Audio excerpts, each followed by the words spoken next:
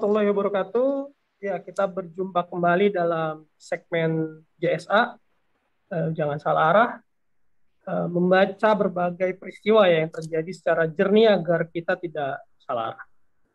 Baik, pada kesempatan sore hari ini kita akan bahas satu topik yang sedang hangat diperbincangkan dan ini perlu kita diskusikan ya dan kita analisa, yaitu tentang pelaksanaan KTT G20. Tapi dari segi terdapat semacam ketegangan militer dari negara-negara peserta G20. Nah, nanti sebelum kita mulai membahasnya dengan narasumber, kita akan saksikan dulu tayangan video berikut. Silakan.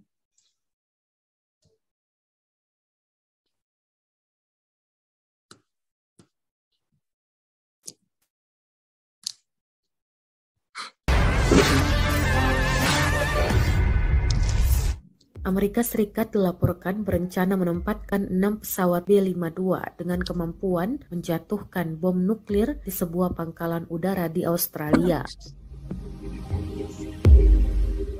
Dikutip Reuters, di pemerintah Amerika Serikat Senin 31 Oktober 2022 membocorkan bahwa fasilitas khusus untuk pesawat pengebom akan didirikan di pangkalan terpencil Angkatan Udara Australia di Tyndall sekitar 300 km selatan Darwin, ibu kota teritori utara Australia.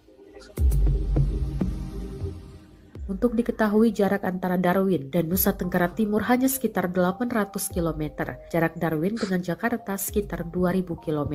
Indonesia lewat Kementerian Luar Negeri angkat suara terkait rencana Amerika Serikat untuk mengirim 6 pesawat pengebom B-52 berkemampuan nuklir di sebuah pangkalan udara di Australia Utara. Juru bicara Kemlu Republik Indonesia, Teuku Faisya, mengatakan rencana Amerika Serikat tersebut turut menjadi perhatian Indonesia sebab Indonesia terus memantau berbagai perkembangan yang berpotensi menimbulkan tantangan di kawasan. Indonesia mengingatkan kembali bahwa Amerika Serikat adalah salah satu negara yang juga sangat menginginkan adanya stabilitas dan kepastian perdamaian di Indo-Pasifik. Oleh sebab itu, Indonesia berharap agar negara-negara mengedepankan sikat gigi buat mulut jauh lebih sehat, lebih menyenangkan. Kumur Listerine Fresh Citrus dengan sensasi antar negara.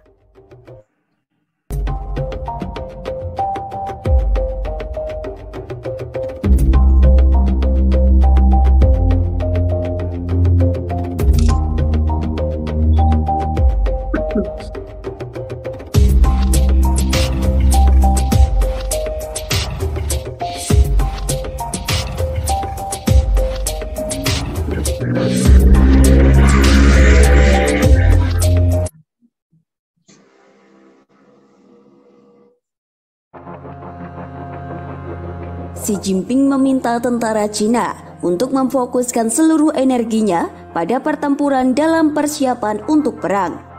Xi mengatakan tentara pembebasan rakyat harus secara komprehensif memperkuat pelatihan militer dalam persiapan perang setelah memperingatkan pada Kongres Partai baru-baru ini tentang badai berbahaya yang mendekat.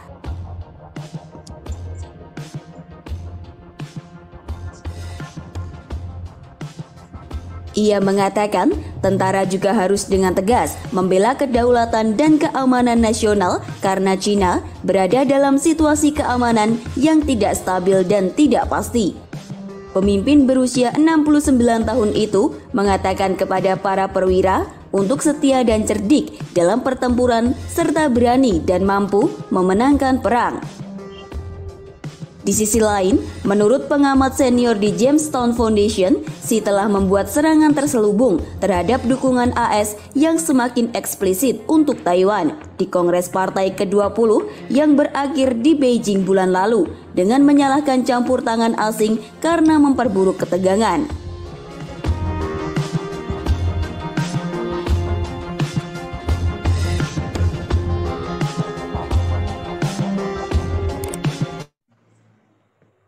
Ya, baik. Barusan telah kita sama-sama simak ya video tentang bagaimana ini sudah mulai ketegangan ya negara-negara peserta KTT G20, terutama Amerika dan China yang sama-sama melakukan semacam mobilisasi militer ya.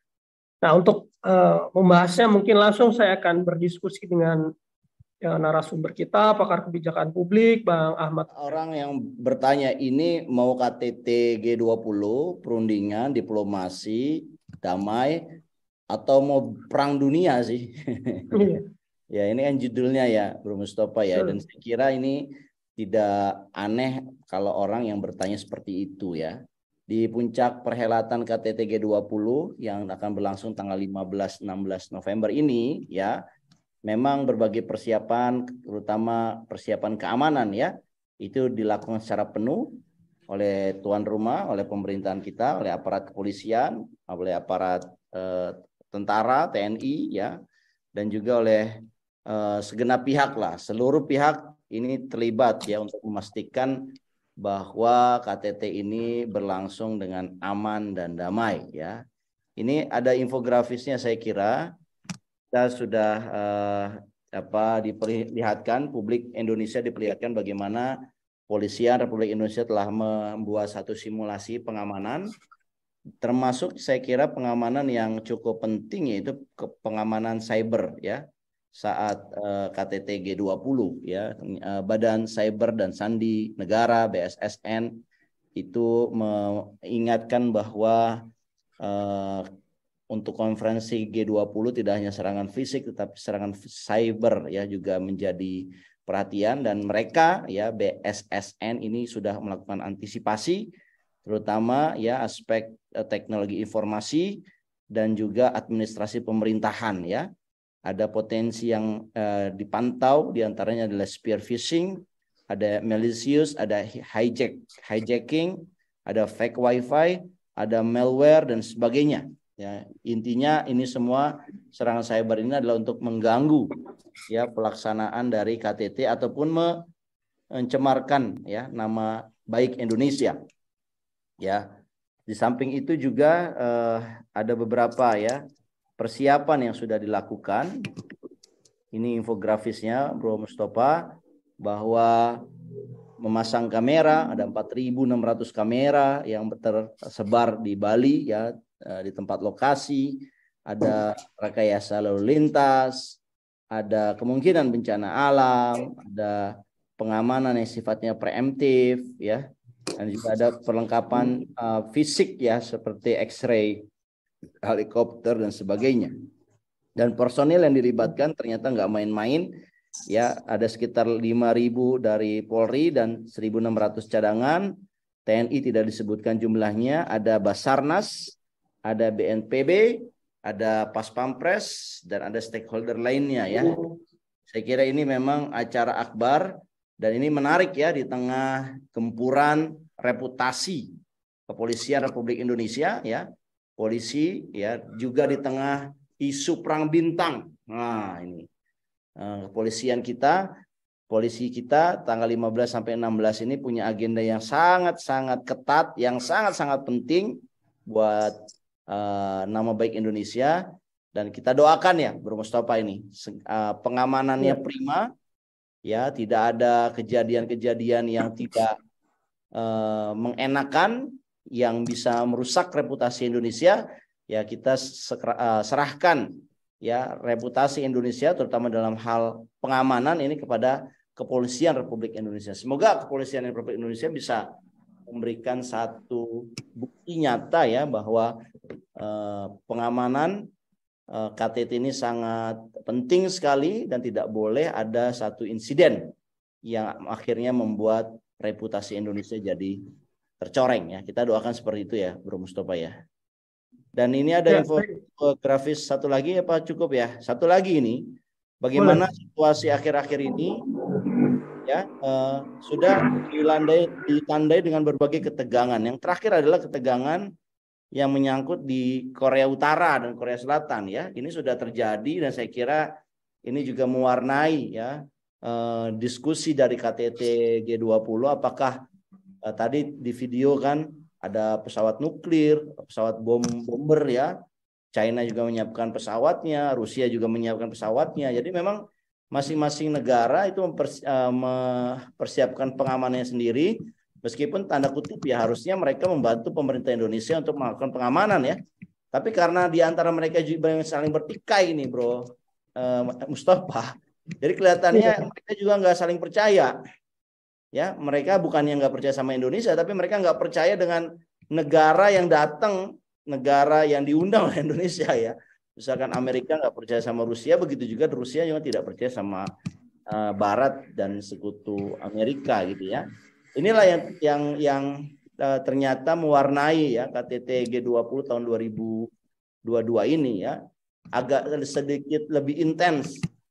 Kalau kita coba perhatikan KTT yang terakhir 2021 di Italia, itu mungkin tidak seketat ini ya dalam pengamanannya. Tapi saya kira sekarang ini menarik ya, semakin ketat pengamanannya. Makanya tadi ada satu pertanyaan, ini mau KTT G20 atau mau Perang Dunia Kedua? Ketiga. Perlengkapannya dibawa semua yang canggih-canggih gitu ya, yang cukup mengerikan kita juga. Demikian, Bro. Selama ini tidak terlalu banyak yang dibahas ya oleh para pengamat dan sebagainya tentang KTT G20 ini. Ini kan memang ada dua blok ya sebetulnya ya, blok besar ya. Dalam hal ini Amerika misalnya. Amerika di situ mungkin juga ada Inggris, ada siapa lagi misalnya kan yang merupakan satu blok dengan Amerika. Nah, tapi di satu sisi kan ada juga blok yang bloknya China gitu kan di KTT ini. Ada China, mungkin ada Rusia, mungkin negara yang lain, atau misalnya Turki misalnya, kita mau tempatkan di mana nih. Nah ini sebetulnya dengan kondisi yang ada sekarang memang terjadi Bang ya, persaingan apa sih yang diharapkan? Apakah memang KTT ini melahirkan satu konsensus, atau justru tadi ini jangan-jangan dengan mobilisasi militer baik Amerika maupun China ini bisa jadi sinyalemen untuk perang gitu KTT. Gimana melihatnya? Memang menganalisis nih Bro Mustafa ya, bahwa KTT G20 ini kan harapannya adalah kita bisa menyelesaikan persoalan-persoalan dunia dalam KTT G20. Karena inilah stakeholdernya dunia kan. Ekonomi terbesar yang menyusun 80% ekonomi dunia, lalu lintas terpadat, ya kan? Ini kira-kira dengan 20 negara ini kalau bersepakat, ya, kita kira ini akan selesai urusan dunia ya, sudah selesai lah, tinggal fokus ke urusan akhirat gitu ya. Tapi ternyata negara kepimpinan dari 20 negara ini ya masing-masing punya sudut pandang yang berbeda-beda tentang satu permasalahan dunia ya. Isu lingkungan, mereka punya pendapat yang berbeda, apalagi terkait mengenai isu geopolitik. Nah, kalau standingnya Barat menganggap bahwa ada satu negara atau sekelompok negara yang ingin melawan supremasi mereka sebagai global power. Sebutlah Rusia dan Cina yang ingin menyaingi mereka. Nah, mereka nggak mau. Mereka mau dunia ini seperti tahun pasca Perang Dunia Kedua sampai pertengahan tahun 90-an, di mana kepemimpinan dunia itu adalah unipolar, ya, satu pihak saja yaitu Barat, ya. Tetapi sekarang ini setelah COVID terutama, ini ada satu model kepemimpinan dunia yang ingin coba dikembangkan, yaitu model multipolar. Jadi tidak unipolar. Tidak satu negara yang memimpin dunia, tetapi ada beberapa negara yang diakui kekhasannya karena khas ideologi, khas religions, khas sudut pandang. Di antaranya adalah Rusia, juga China, yang mereka ingin juga punya dominasi di berbagai negara.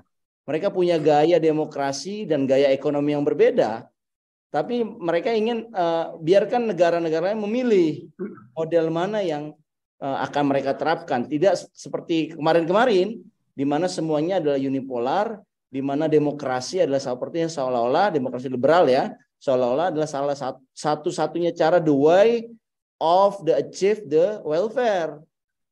Sementara China mengatakan kami nggak ada demokrasi, tapi kami bisa bahagia, kami bisa sejahtera. Begitu juga dengan Rusia. Rusia mengatakan kami demokrasinya bukan liberal, tapi demokrasi yang khas ala Rusia, yang basisnya adalah ortodoks, dan mereka ingin memperkaya negara daripada memperkaya pasar. Nah, ini kan ada kemiripan dengan Cina ya, tetapi Cina ini kan pendekatannya adalah pendekatan yang memang demokrasi itu tidak ada. Kalau di Rusia demokrasi ada, orang bisa bebas berpendapat meskipun tidak sebebas di demokrasi liberal. Nah, itu semua menyebabkan ya persaingan untuk menentukan siapakah pemimpin yang bisa menyatukan atau menguasai dunia. Nah, dalam konteks multipolar mereka menuntut harusnya ada dong satu sistem atau satu permainan yang fair buat semua orang. Mereka tuduh Amerika dengan Uni Eropa tidak bermain fair dalam hal keamanan, dalam hal alutsista, dalam hal ekonomi, dalam hal keuangan. Dianggap Amerika tidak fair ya. Sebut saja misalkan dengan sistem fiat money ya, sistem IMF di mana IMF itu hanya memberikan suara lebih kepada pendiri yaitu bangsa pemenang perang dunia kedua, sementara China yang sejak dulu menuntut diberikan suara yang lebih, meskipun diberikan juga, tetapi China kelihatannya masih belum puas dengan sistem yang ada di IMF dan World Bank begitu, sehingga mereka ingin menuntut satu sistem yang lebih fair gitu. Nah itu ceritanya bro sebetulnya persoalan KTT. Nah di segmen berikutnya saya ingin menjelaskan model-model pesawat apa saja ini yang melintasi ya alam Indonesia yang kira-kira ya kita ini pada ngeri juga lah ya, karena pesawat-pesawat ini super canggih dan juga ada yang berkapasitas bomnya cukup besar. Ini kalau salah pencet kan bisa kita ini yang kena korban gitu ya. Gimana Mus? Gimana mobilisasi militer atau persenjataan apa Bang yang diketahui terkait yang terjadi sekarang nih dari negara-negara peserta G20 ini? Ada 17 negara yang sudah confirm akan hadir. Ya, Rusia sudah menyiapkan tim advance termasuk pas pampresnya Putin lah sudah hadir, tetapi Putin sendiri belum menyatakan kesediaannya. Saya kira dugaan saya ya, ini Putin tidak akan datang. Ya. Kalau Joe Biden mengatakan belum menyatakan kesediaan karena ingin melihat Putin datang atau tidak, ya. Kalau Putinnya tidak datang ya seperti yang kita perkirakan, mungkin Joe Biden akan datang. Ya, nah Amerika dan Rusia ini kan terlibat konflik langsung ya di Ukraina, sudah terlibat konflik langsung loh menurut saya, Bro Mustafa ya, di mana Rusia itu menyerang Ukraina, Ukraina disupport oleh NATO dan militer Amerika ya, meskipun Amerika tidak mengatakan itu adalah militer tapi adalah para kontraktor pihak swasta yang berperang di Ukraina ya, ada beberapa video yang ditampilkan pernah kita lihat ya. Nah, kita melihat ya karena dua ini bersitegang ya. Kemudian ada kabar bahwa ada pesawat B-52. Pesawat ini adalah pesawat pengebom besar sekali, kalau lihat dari gambarnya tadi itu bisa 8 pesawat-pesawat tempur dijadiin satu ya, 8-10 jadilah pesawat pengebom B-52. Dan ini berkemampuan nuklir, Bro. Mereka akan ditempatkan di Australia. Kenapa di Australia? Kenapa nggak di Indonesia? Indonesia nggak akan izinkan karena kita tidak punya kerjasama militer dengan Amerika. Australia punya karena mereka adalah bagian dari aliansi ya, aliansi NATO ya. Nah, itu membuat ngeri juga negara-negara lain ya, dalam hal ini adalah China. China juga agak kenapa kamu menaruh pesawat di perairan Australia? Tentunya China dengan Australia juga bersitegang mengenai perairan ya, terutama di Laut Cina Selatan ya. Nah, belum lagi kemudian ada isu bahwa Rusia juga menyiapkan ya pasukan atau apa istilahnya perlengkapan yang apa istilahnya clandestine ya, yang tanpa tercium radar gitu ya, tapi sudah memasuki ya lokasinya dekat-dekat perairan Indonesia. Nah, situasi yang seperti ini ya dinilai cukup mengkhawatirkan ya, setidaknya dari sisi Indonesia mengkhawatirkan. Kenapa? Kalau bom itu salah pencet ya, itu bisa masuk ke wilayah Indonesia, apa yang terjadi? Korban siapa? Indonesia kan?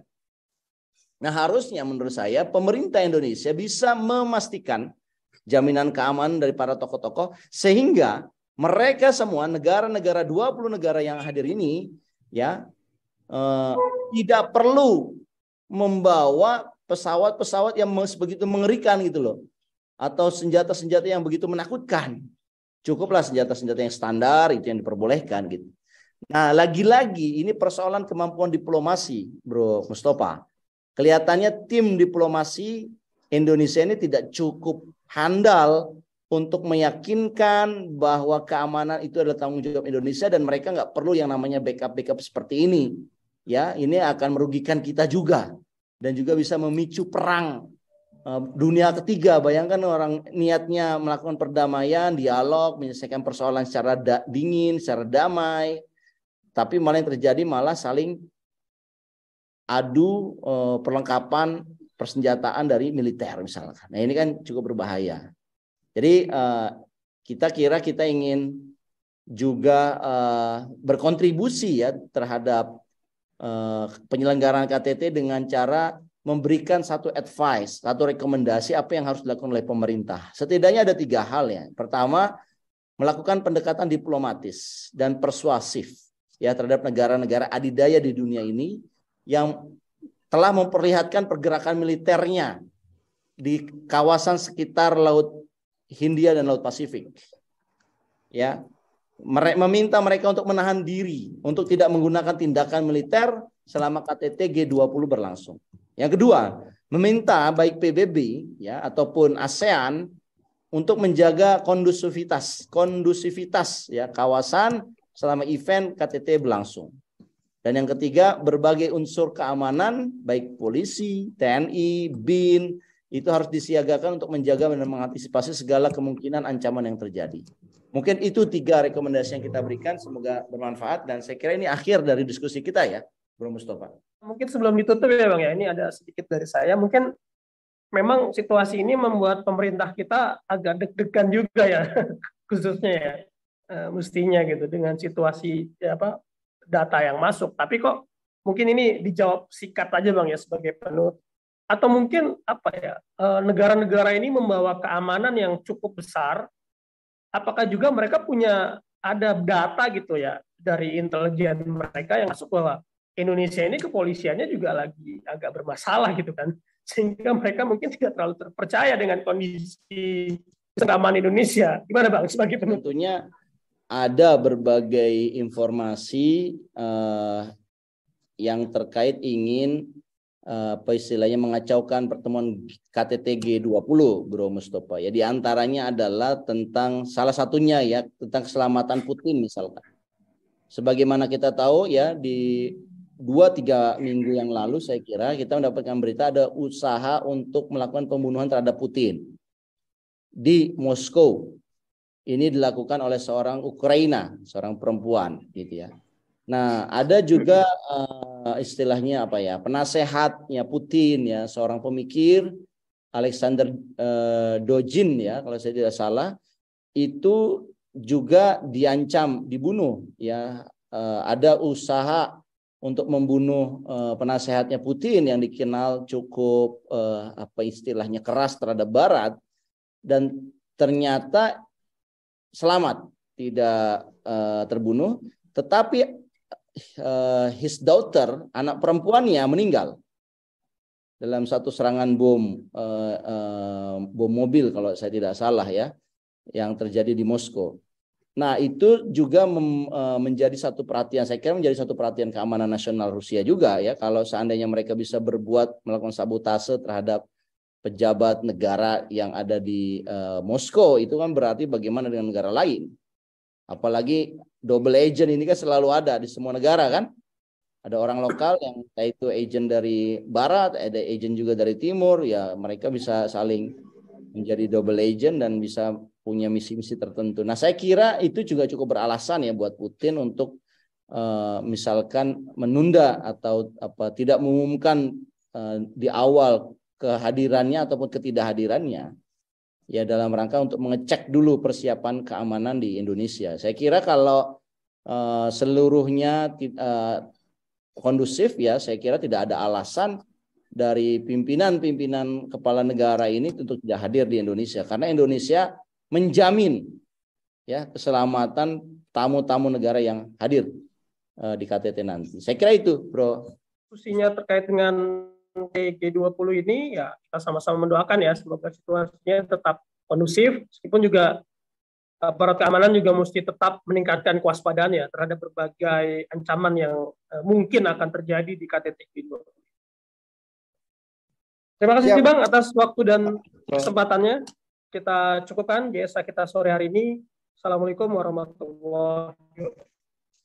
Waalaikumsalam warahmatullahi wabarakatuh. Sampai jumpa lagi ya. Ya, sampai jumpa, Bang.